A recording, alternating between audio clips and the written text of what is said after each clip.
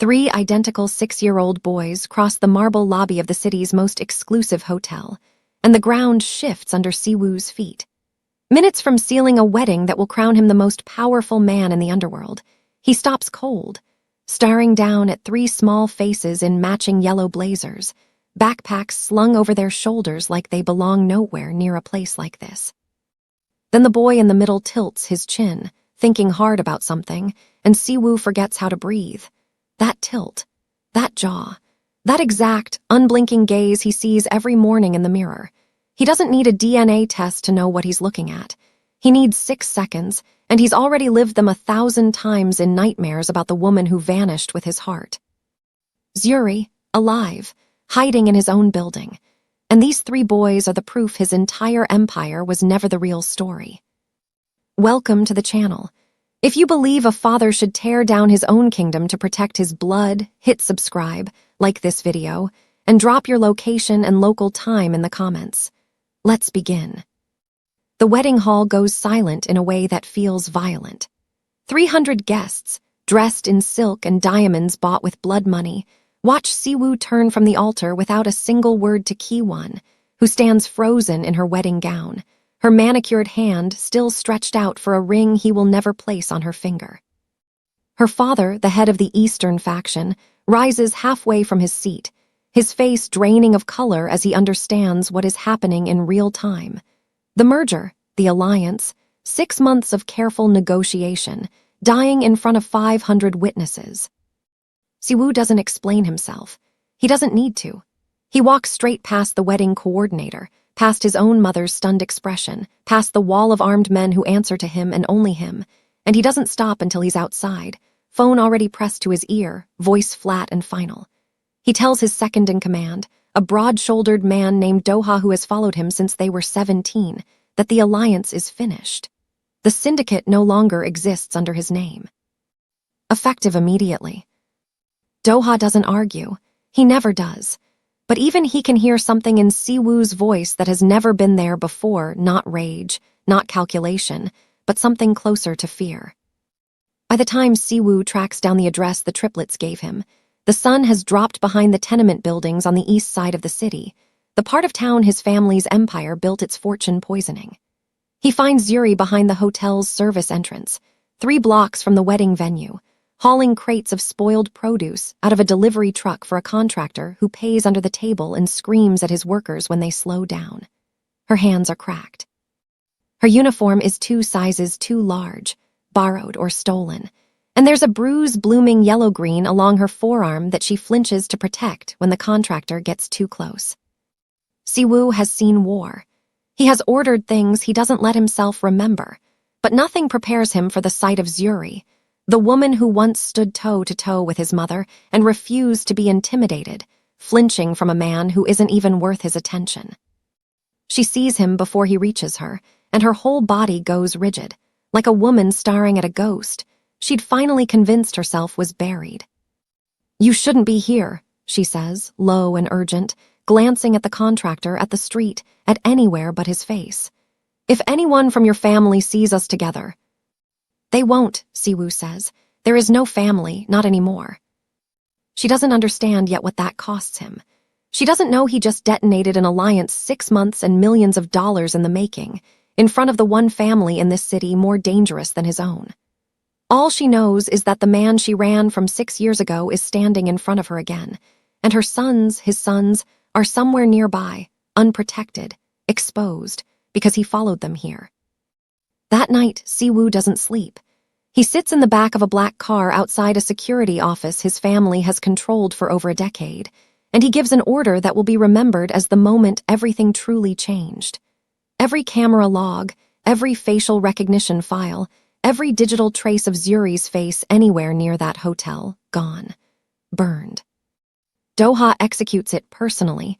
Feeding server drives into a furnace while Siwoo watches in silence, because he knows exactly how thorough his family's surveillance network is, and he knows exactly what they'll do with Zuri's face the moment they find it.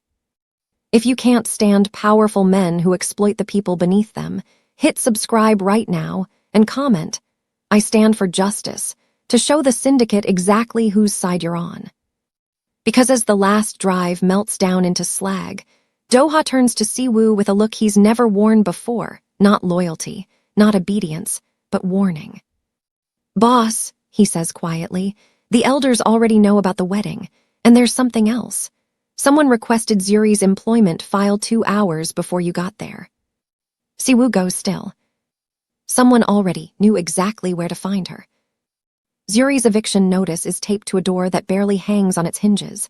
3 days overdue on rent she doesn't have, in a building with no working elevator and a landlord who has already shown up twice threatening to change the locks with her belongings still inside.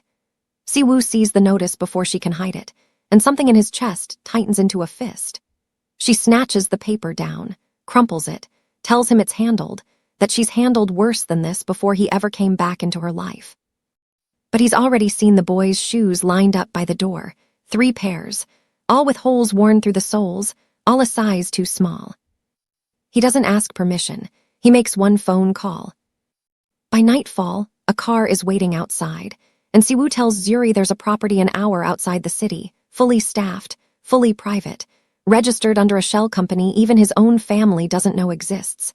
A place he bought years ago and never told anyone about, not even Doha, back when he still had a sliver of hope that one day he might need somewhere to disappear to. Zuri stares at him like he's speaking a language she refuses to learn. She tells him she doesn't need his money, his charity, his guilt. He tells her quietly that this isn't charity. It's the only thing that will keep their sons alive if anyone from his old world finds them first. The word "there" lands between them like a blade. She doesn't argue after that.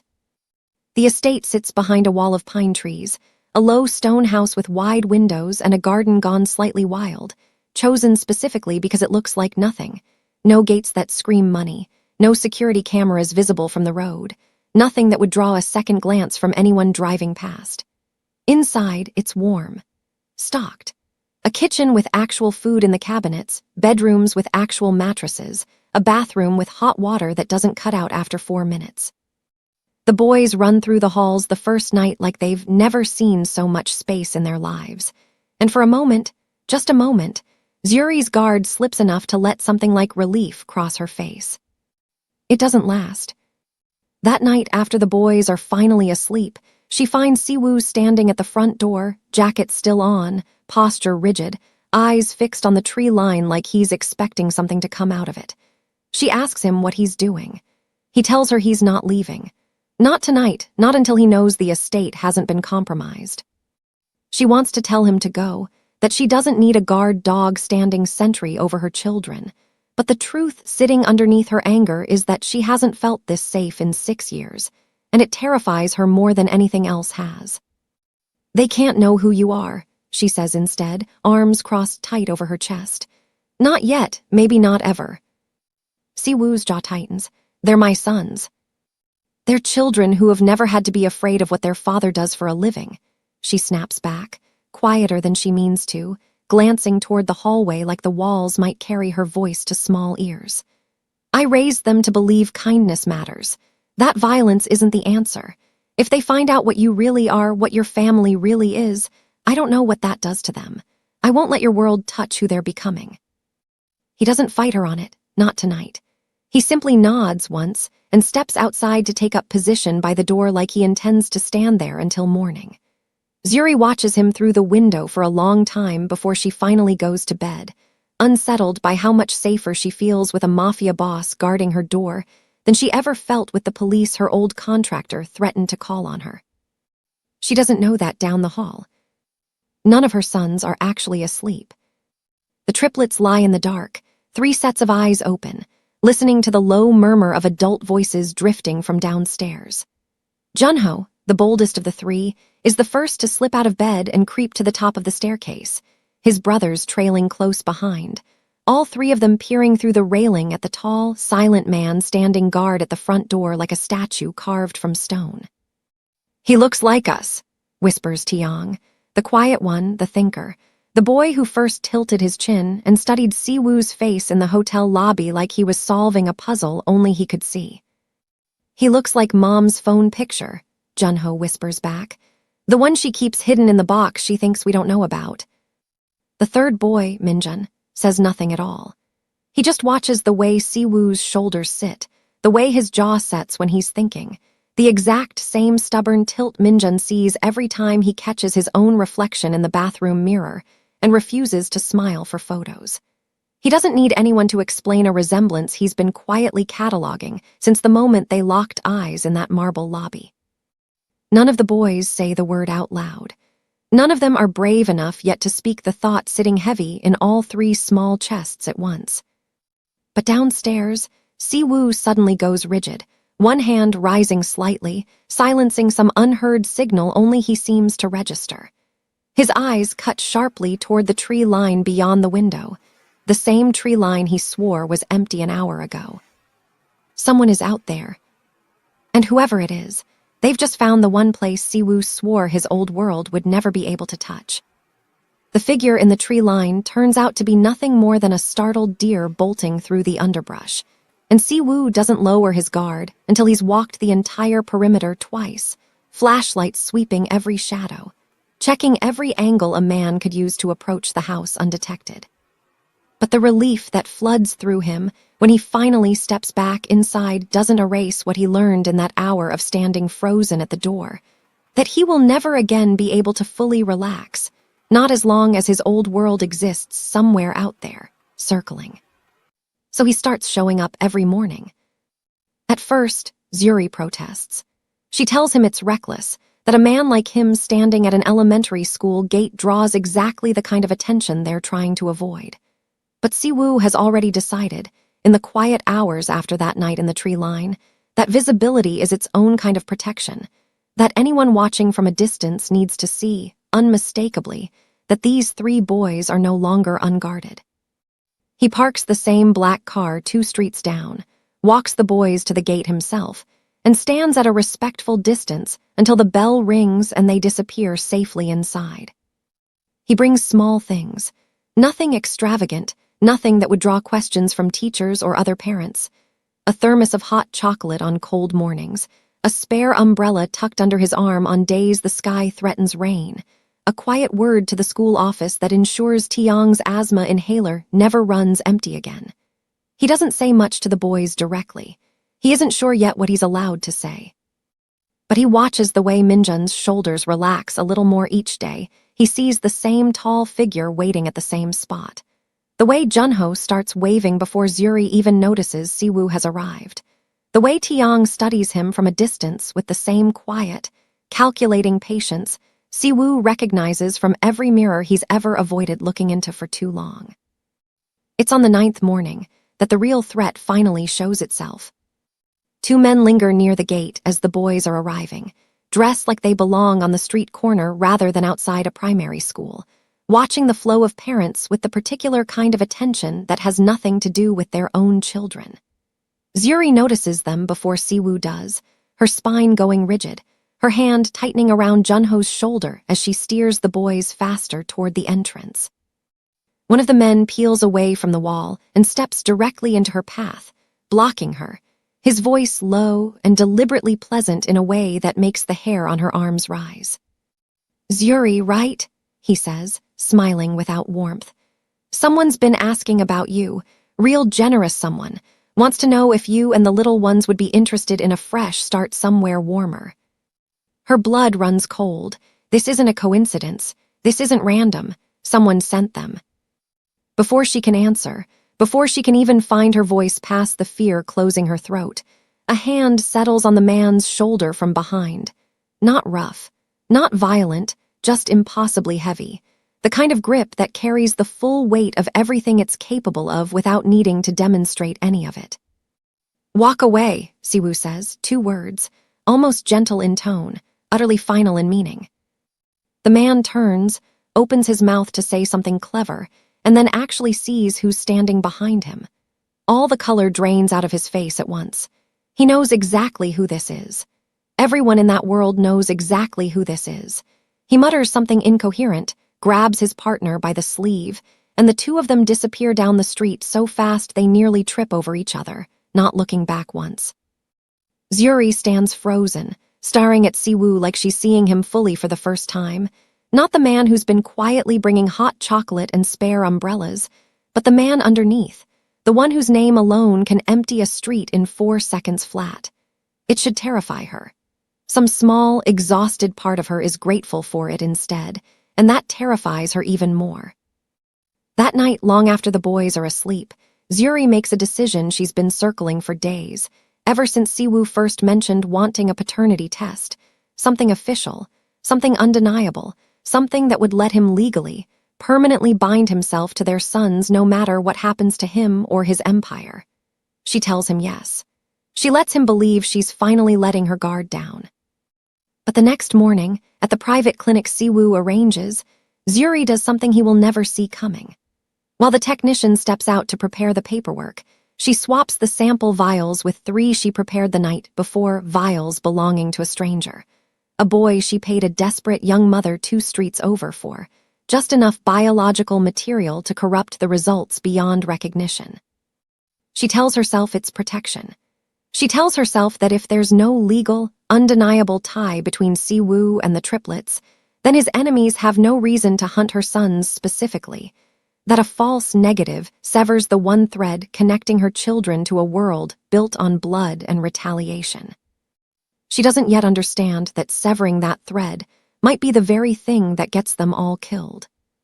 3 days later, Siwoo sits alone in his car outside the clinic, staring down at an envelope he's been afraid to open since the moment it was handed to him. His hands, steady enough to hold a gun without tremor, shake slightly as he breaks the seal. The single word printed inside the results hits him like a physical blow. Negative. Siwoo sits with that single word for a long time before he lets himself move, the paper trembling faintly in his grip despite everything in him fighting to hold steady. Negative. Every instinct he spent a lifetime sharpening tells him this piece of paper is lying, that no clinical result on Earth could overwrite what he saw with his own eyes in that marble lobby. The tilt of a chin, the exact shade of his own jaw staring back at him from 3 small faces. He doesn't need a laboratory to confirm what his blood already knows. He folds the paper once, twice, and slides it into his jacket pocket without a word to anyone. He doesn't confront Zuri with it. He doesn't demand answers he already suspects she isn't ready to give. Instead, the next morning, he's back at the school gate at the exact same time as always, hot chocolate in hand, standing his post like nothing has changed at all. Zuri watches him from across the street, waiting for the moment he pulls away for good now that the paper severs any obligation he might feel toward her sons. It doesn't come. He simply nods to her, the same quiet nod he always gives, and takes up his position like a man who has already made a decision no piece of paper is going to unmake. "You got the results," she says carefully, testing him, guilt gnawing somewhere beneath her ribs. "I did," Siwoo says, eyes still fixed on the gate where the boys are lining up to go inside. "And?" He looks at her then, and something in his expression makes her chest tighten with shame. "Paper doesn't raise children, Zuri. Paper doesn't stand at a door all night making sure nothing gets through it. I don't need a lab to tell me what I already know is true. I'm not leaving. Not now, not ever." She has no answer for that. She turns away before he can see what his words do to her, before the tears gathering in her eyes have a chance to fall in front of him. She doesn't know yet that the storm circling toward them has already found its target. 3 miles across the city, in a penthouse suite still littered with the wreckage of a wedding that never finished, Ki-won sits in the dark, a glass of untouched champagne sweating on the table beside her, humiliation curdling slowly into something far more dangerous. She has spent 2 weeks being whispered about in every circle that matters, laughed at behind manicured hands, pitied by women who once feared her. Her father barely speaks to her. The alliance her family spent years building lies in ruins, and all of it, every last drop of it, traces back to a woman she's never even met. She's paid too many corrupt officials and hungry informants over the years not to know exactly how to find someone who doesn't want to be found. It takes her contacts 4 days to locate Zuri's employment records, her housing history, the clinic she visited with 3 young boys in tow. It takes them 1 more day to pull a grainy security photo of 3 identical children standing in a hotel lobby, faces eerily familiar to anyone who's ever studied Siwoo's bloodline. Ki-won stares at that photo until her hands shake, not from grief, but from a fury so absolute it steadies her more than it destabilizes her. She finds Zuri 3 days later outside a small grocery store 2 blocks from the estate, stepping directly into her path with the practiced elegance of a woman who has never once in her life been told no. She's flanked by 2 men who don't bother pretending to be anything other than muscle, and her smile carries all the warmth of a blade.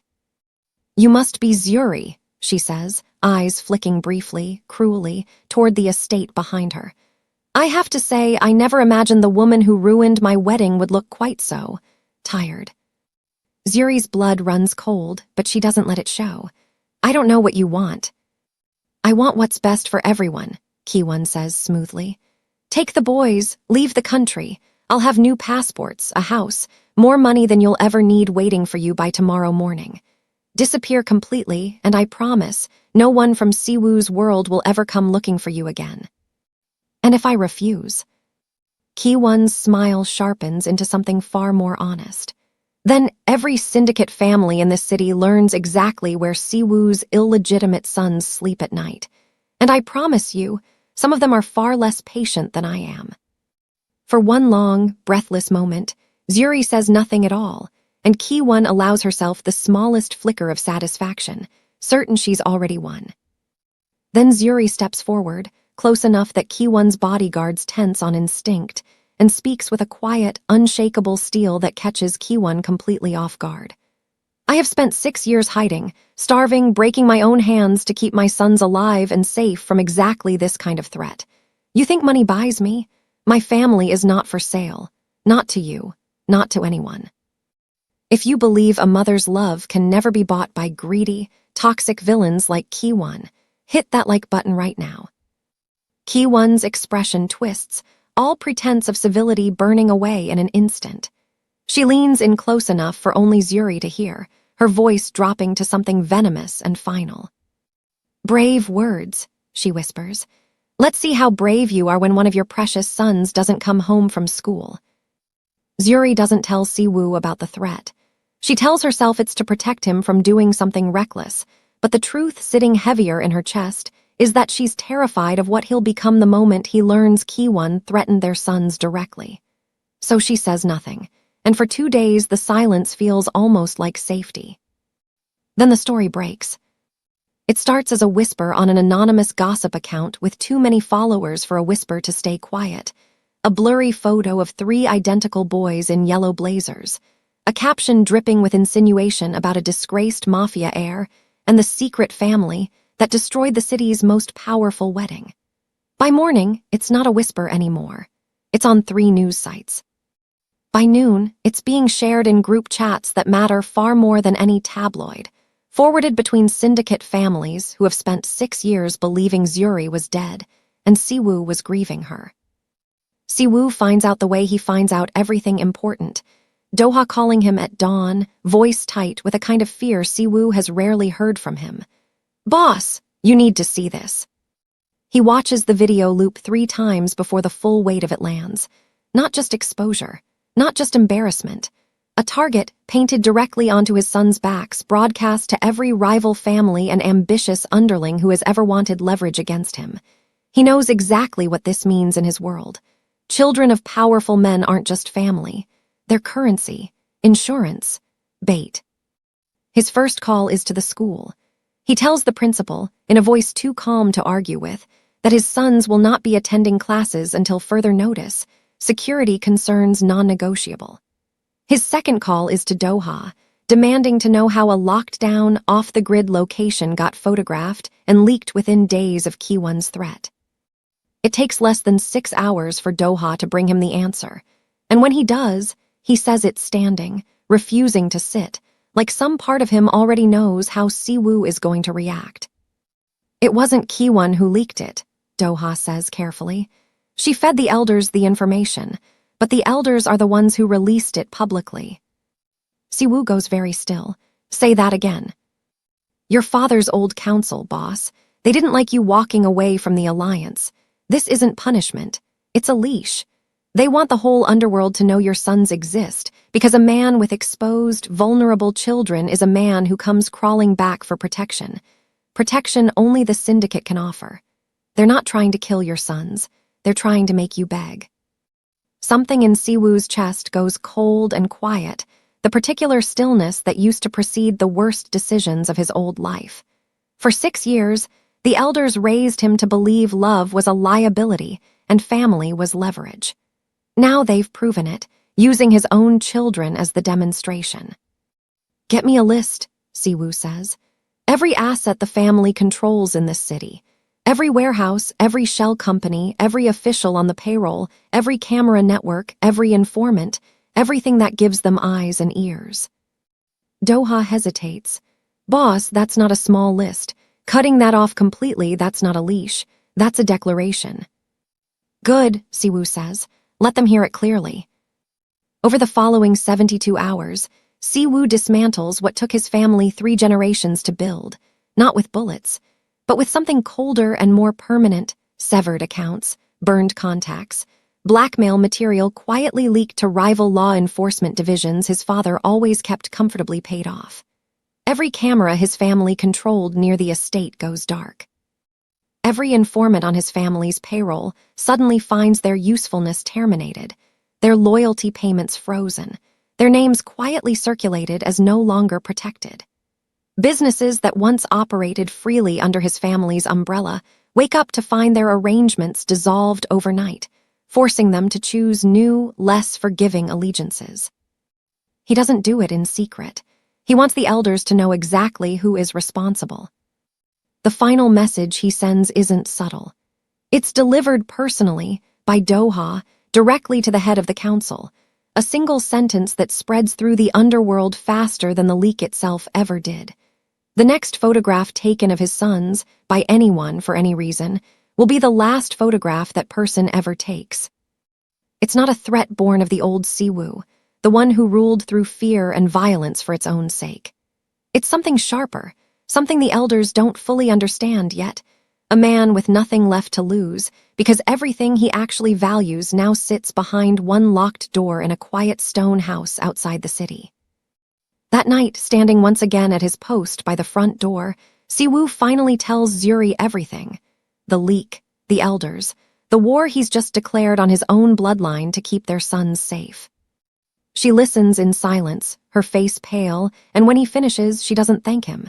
She doesn't cry. She simply asks the one question that makes his blood run cold.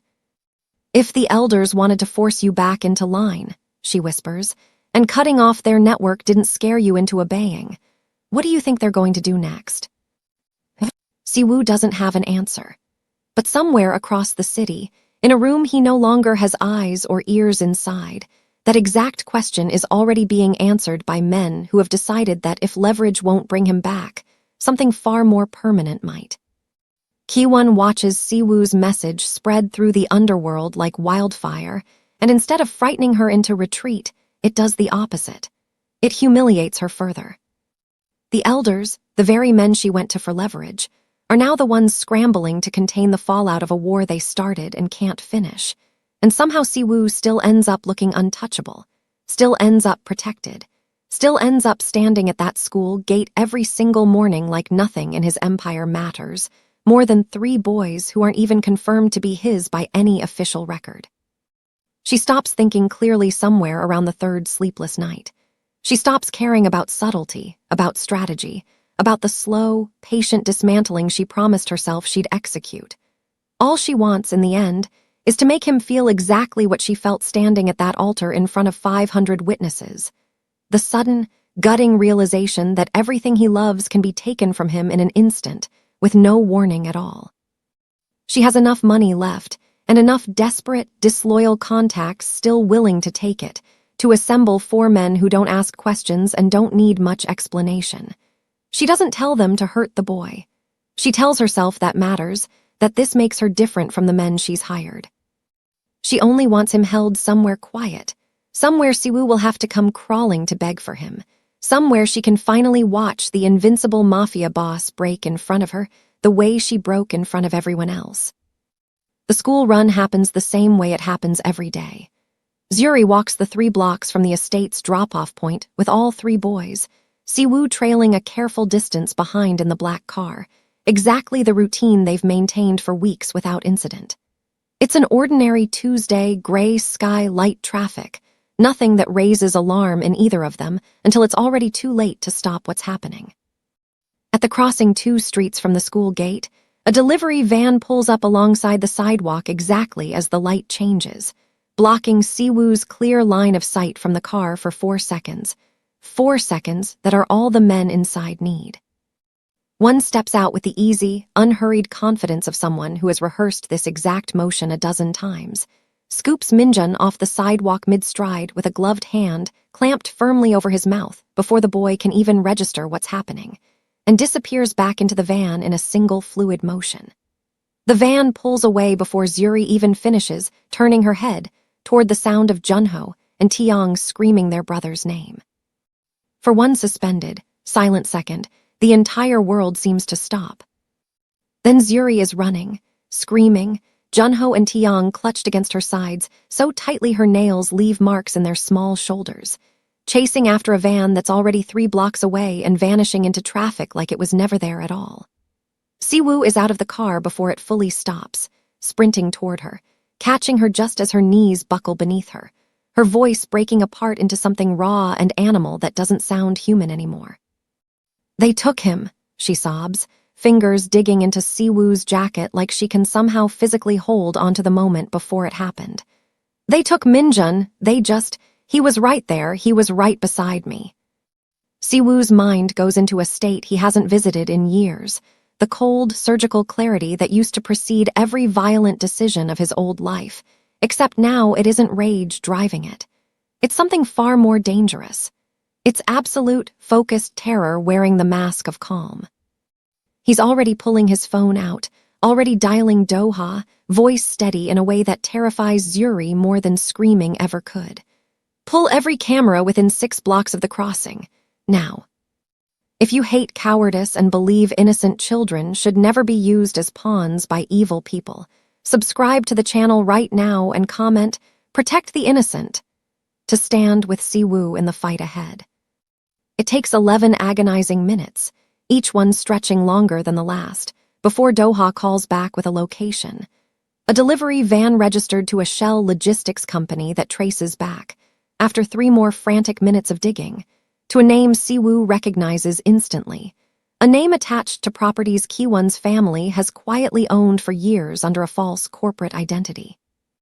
An abandoned textile warehouse on the industrial edge of the city.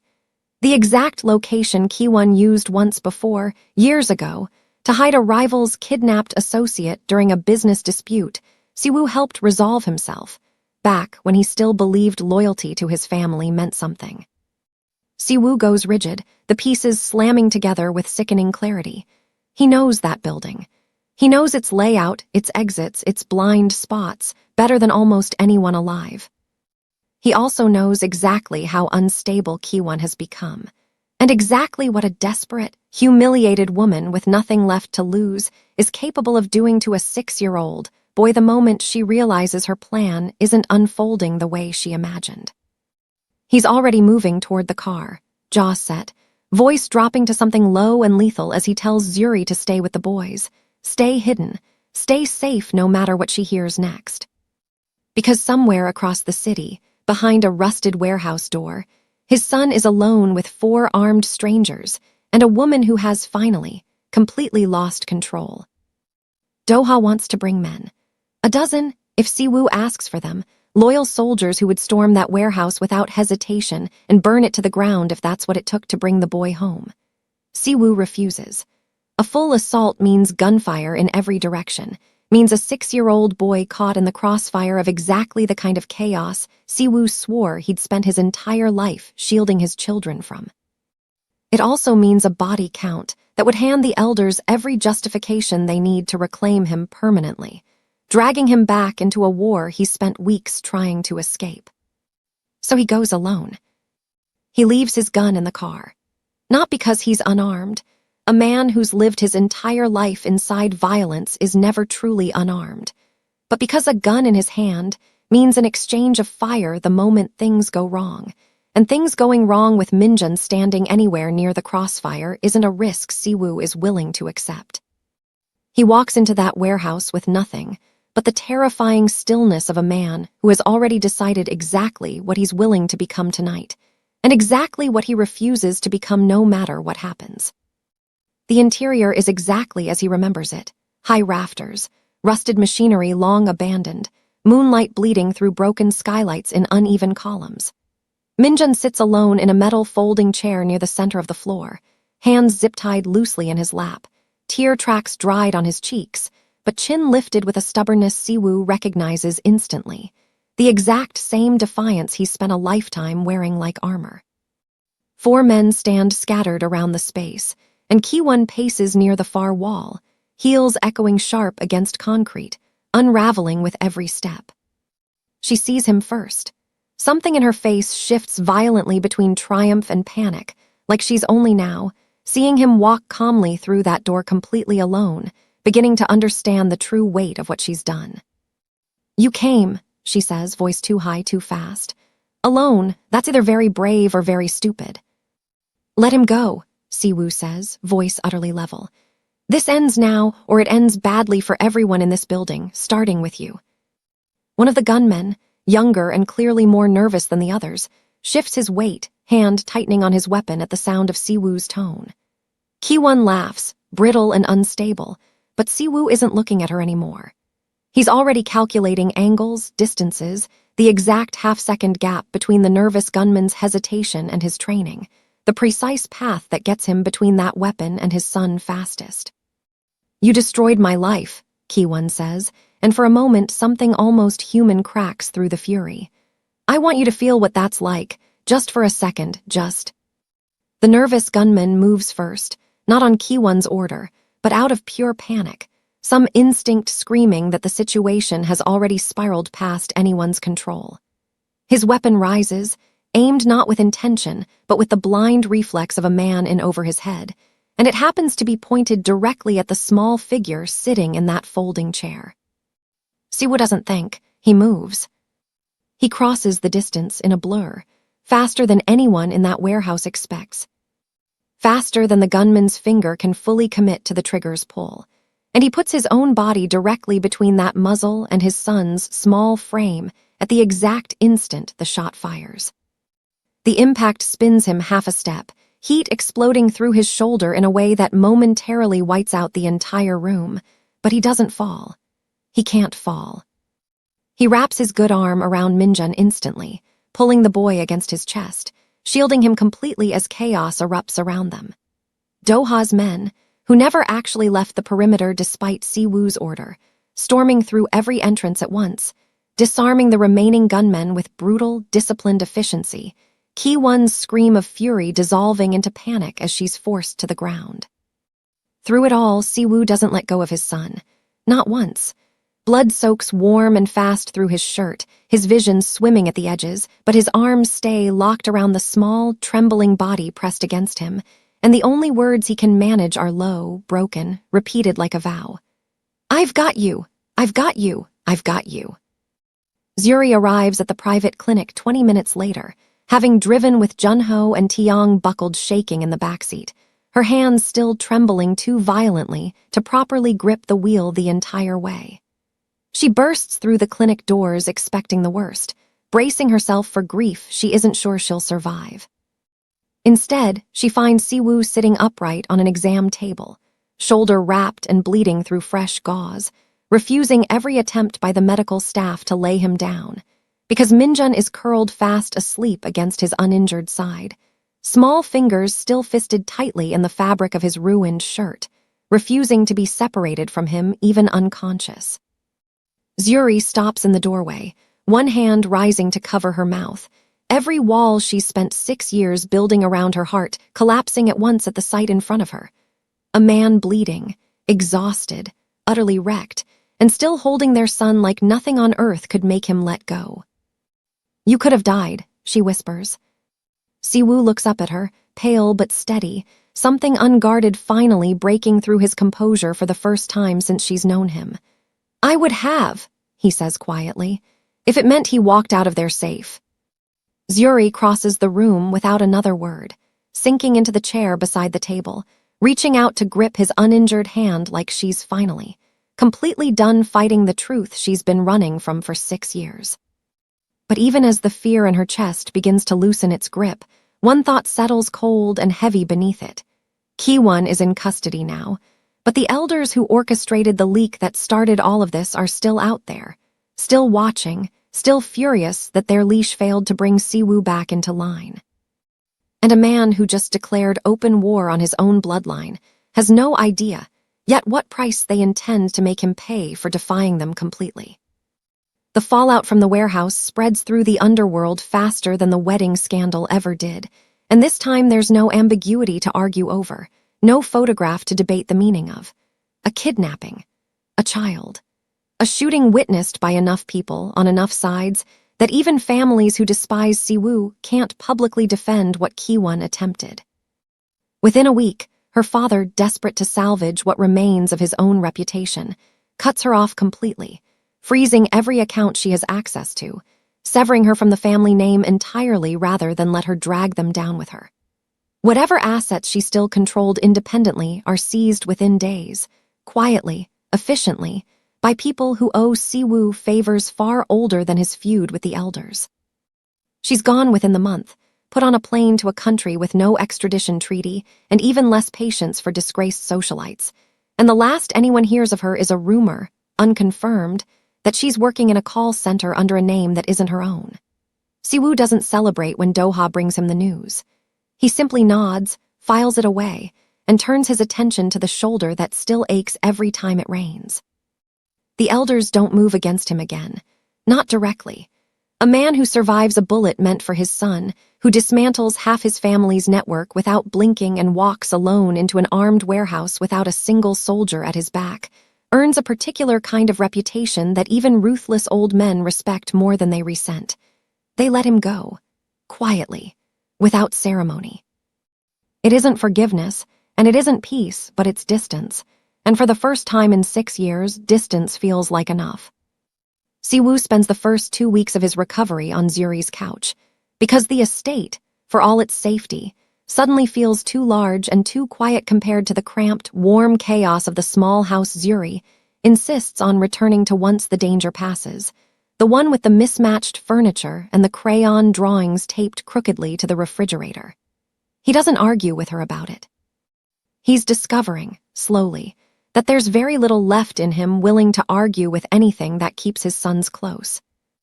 He's a terrible patient. Doha tells him so almost daily, exasperated every time he catches Siwoo attempting to carry grocery bags one-handed or fix a loose cabinet hinge with his arm still in a sling.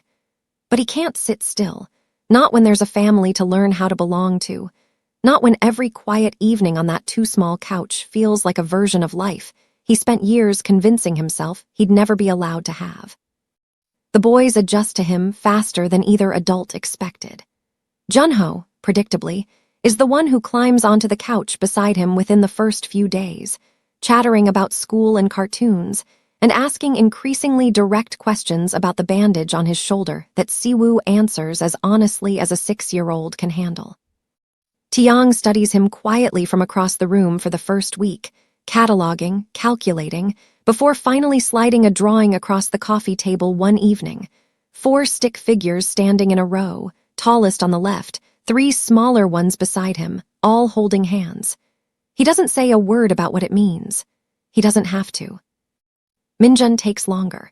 He flinches sometimes, small and involuntary, at sudden movements or raised voices, a lingering echo of the warehouse that makes something in Siwoo's chest ache every time he notices it. But he's the one who, 2 weeks after the shooting, quietly climbs onto the couch late one night when he thinks everyone's asleep, curls up against Siwoo's uninjured side without a word, and simply stays there until morning. Siwoo doesn't move the entire night, afraid that shifting even an inch might undo whatever fragile trust just took root. Zuri watches all of it unfold from the kitchen doorway more evenings than she admits, arms crossed, expression unreadable, still working through 6 years of instinct that tells her love this steady, this patient, can't possibly be real. But the proof keeps accumulating in small, undeniable pieces. The way Siwoo learns each boy's coffee shop order of hot chocolate preference without being told twice. The way he reads bedtime stories in a low, careful voice clearly unpracticed, but visibly trying. The way he never once, not even in his worst pain, complains about the couch or the cramped kitchen or the life so far beneath anything he was raised to expect. It's a quiet Tuesday evening, boys finally asleep, when she finally says what she's been circling for weeks. She sits down beside him on the couch, closer than she usually allows herself, and admits, voice low and unguarded, that she's tired of running from something that's clearly already found her. "I'm not asking you to promise me forever," she says carefully. "I don't think either of us knows what that even looks like yet, but I'm ready to let you try. Slowly, honestly. No more secrets, no more tests I fake because I'm too scared to trust what I already know is true." Siwoo turns to look at her, something in his chest loosening for the first time in longer than he can remember. "Slowly," he agrees. "I can do slowly." For a moment, sitting together in the quiet, exhausted peace of a house finally free of immediate danger, it feels like the ending they've both been fighting toward. But neither of them notices the unfamiliar car that's been parked at the end of the street for the past 3 nights. Engine off, headlights dark, someone inside watching the small house with patient, deliberate interest that has nothing to do with the elders, and nothing to do with Kiwon at all. The car at the end of the street turns out to belong to nothing more sinister than a private investigator hired by Kiwon's estranged mother. Quietly checking on her daughter's abandoned life from a distance, she's too proud to close in person. A loose thread Doha unravels within 2 days and closes just as quietly, confirming what Siwoo already suspected in his gut. The danger is finally, truly over. No elders circling. No rival factions watching from the shadows. Just an ordinary street, an ordinary house, and a family finally allowed to be ordinary. 6 months past the wait time only moves when nothing is trying to kill you. The small house with the mismatched furniture becomes something closer to a real home, expanded just enough to give 3 growing boys room to breathe. A converted attic bedroom the triplets fought over for exactly 1 week before deciding, unanimously and without explanation, that they preferred sharing one room anyway. Siwoo never fully explains to them who he used to be. He doesn't need to. What matters to Junho, Tiang, and Minjun isn't the empire their father dismantled or the war he walked away from unarmed. What matters is that he's here every morning, every evening, every ordinary Tuesday that used to feel impossible to imagine. He's still learning how to be soft. It doesn't come naturally to a man who spent 30 years being taught that softness gets you killed. But the boys have made it their personal mission to drag it out of him whether he's ready or not. "You look constipated when you're happy," Junho informs him one evening, with the brutal honesty only a 7-year-old can deliver, watching his father attempt something resembling a smile while flipping pancakes badly on a Sunday morning. Tiang nearly falls off his stool laughing. Even Minjun, who still startles at sudden noises more than his brothers, snorts into his orange juice. "I don't look constipated," Siwoo says, deeply offended, flipping a pancake that lands half on the pan and half on the counter. "You do," all 3 boys say in unison, a synchronized betrayal that has become something of a running joke in the house, the 3 of them ganging up on him with the kind of casual cruelty only deeply loved fathers ever get to experience. He's started keeping score, half seriously, of every time they catch him smiling without meaning to. A tally the boys update on a sticky note stuck crookedly to the refrigerator, currently sitting at 14. Zuri finds the whole thing endlessly amusing, watching from the kitchen doorway as her sons slowly, patiently, teach a former mafia boss how to laugh at himself without flinching. The estate outside the city sits mostly empty now, sold off in pieces, the money quietly redirected into a small logistics company Siwoo builds from nothing with Doha, entirely legal, entirely his own, built on nothing but hard work and the stubborn refusal to let his sons inherit a single shadow of the world he came from. It isn't glamorous. Some weeks it barely turns a profit. He's never been prouder of anything in his life. On a warm Saturday afternoon, Siwoo stands at the back door of the house, sleeves rolled up, a mug of coffee going cold in his hand, watching his 3 sons chase each other across the small backyard. Zuri spent an entire spring turning from dirt into something resembling a garden. Junho is laughing so hard he can barely run in a straight line. Tiang has already abandoned the game to carefully examine something in the grass, probably a bug, probably about to bring it inside despite everyone's protests. Minjun tackles his brother from behind with a triumphant shout that carries none of the flinching hesitation he carried for months after the warehouse. Zuri steps up beside him, leaning her shoulder lightly against his good arm, watching the same scene with an expression that's finally, completely unguarded. 6 years I spent making sure they never had to be afraid, she says quietly. I never once let myself imagine it could look like this. Siwoo doesn't answer right away. He just watches his sons, undeniably, DNA test or not, need or not, tumble across the grass in the golden afternoon light, safe, loud, unafraid, teasing him relentlessly the moment they catch him watching. Dad's doing the constipated smile again, Tiang announces loudly, pointing directly at him.